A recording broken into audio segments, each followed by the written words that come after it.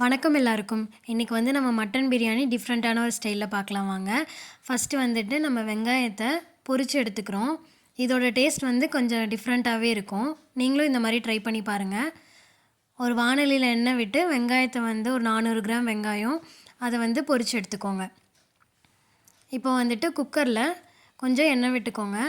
அந்த பொரிச்ச வெங்காயத்துல ஒரு 100, 150 கிராம் வெங்காயம் வந்து இதில சேர்த்துட்டு, நம்ப வந்து மட்டன் ஆல்ரெடி 2 விசில் விட்டு தனியா எடுத்து வச்சுருக்கோம். அந்த மட்டன வந்து இதில ஆட் பண்ணிடுங்க.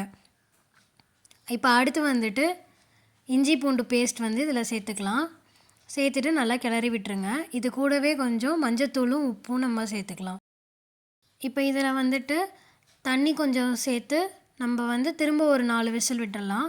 மட்டன் வந்து 5 விசில் விடணும். 2 விசில் வந்து ஹை ஃப்ளேம்லயும் 3, 4 விசில் வந்து லோ ஃப்ளேம்லயும் விட்டுருங்க. மட்டன் நல்லா வெந்துரும்.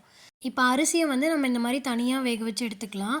இதில நம்ம பண்ணும்போது அரிசி வந்து ஒண்ணோட ஒண்ணு ஒட்டாம உதிரி உதிரியா இருக்கும். நான் வந்துட்டு ஆல்ரெடி நம்ம வெங்காயம் பொரிச்சோம் இல்லையா? அந்த பாத்திரத்தையே எடுத்துக்கிட்டேன். நீங்க தனியா ஒரு பாத்திரத்தில தண்ணி ஊத்தி, அந்த அரிசிக்கு தேவையான தண்ணி அத ஊத்திட்டு கொஞ்சம் எண்ணெய் ஆட் பண்ணிக்கோங்க.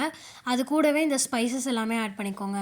பட்டை, லவங்கம், பிரிஞ்சி இலை, ஏலக்காய், ஸ்டார் அனீஸ் அந்த ஸ்டார் பூ, அப்புறம் ஜாதிபத்திரி, இது கூடவே வந்துட்டு புதினாவும், கொத்தமல்லியும் சேர்த்துக்கோங்க. இப்போ இந்த சாப்பாட்டுக்கு மட்டும் அரிசிக்கு மட்டும் தேவையான அளவு காரத்துக்கு நம்ம பச்சை மிளகாய் சேர்த்துக்கலாம். உப்பு கொஞ்சம் இந்த அரிசிக்கு மட்டும் ஆட் பண்ணிக்கோங்க. இப்போ நம்ம கழுவி வச்ச அரிசியை வந்துட்டு இதில் ஆட் பண்ணிடலாம். நான் வந்து குருணை அரிசி போட்டிருக்கேன். அதனால் அது ஊற வைக்க தேவையில்ல. நீங்கள் மற்ற அரிசி போட்டிங்கன்னா அது வந்து ஒரு 1 ஹவர் வந்து ஊற வச்சு அதுக்கப்புறம் இதில் ஆட் பண்ணிக்கோங்க. அரிசி நல்லா வெந்தோடனே அது வந்து அடுப்பு ஆஃப் பண்ணிவிடுங்க. அடுத்து நம்ம தம் பிரியாணி தான் செய்ய போகிறோம். அதுக்கு தம் போடுறதுக்கு ஏற்ற மாதிரி பாத்திரம் எடுத்துக்கோங்க. அதில் வந்துட்டு ஒரு 50லேருந்து 70 ml எண்ணெய் ஊற்றிக்கோங்க. அதே ஸ்பைசஸை திரும்ப ஆட் பண்ணுங்கள். ஒரு 4 கிராம்பு, 2 பட்டை, 2 பிரிஞ்சி இலை, 3 ஏலக்காய், அடுத்து பெரிய ஏலக்காய், ஸ்டார் அனீஸ் பூ,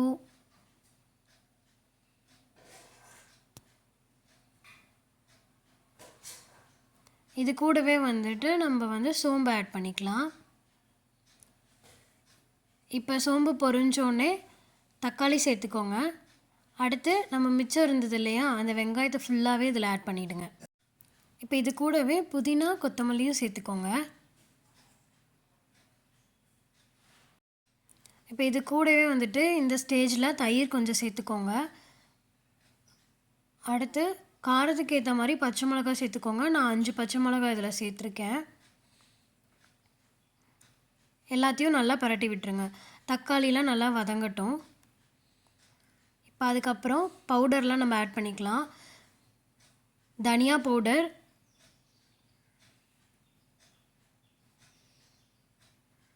சில்லி பவுடர் கொஞ்சம்,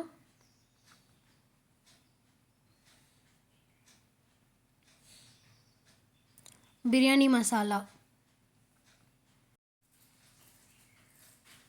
உங்களுக்கு மசாலா நீங்கள் எவ்வளோ அரிசி எடுத்திருக்கீங்களோ, எவ்வளோ மசாலா உங்களுக்கு வேணுமோ அதுக்கேற்ற மாதிரி இந்த பவுடர்லாம் சேர்த்துக்கோங்க.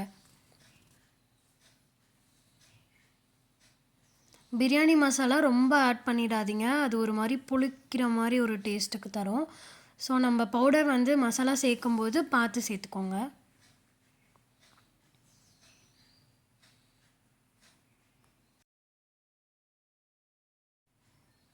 எல்லாத்தையும் நல்லா கிளறி விட்டுருங்க.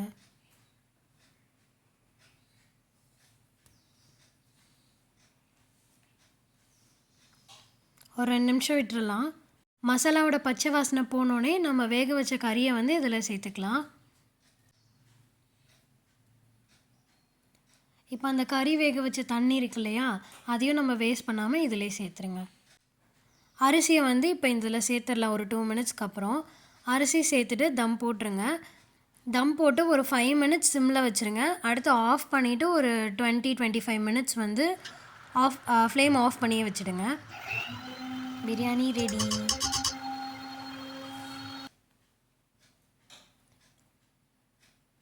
வாங்க சாப்பிட்லாம். இந்த வீடியோ பிடிச்சிருந்தா லைக் பண்ணுங்கள், ஷேர் பண்ணுங்கள், புதுசாக பார்க்குறவங்க சப்ஸ்கிரைப் பண்ண மறந்துடாதீங்க. தேங்க்யூ.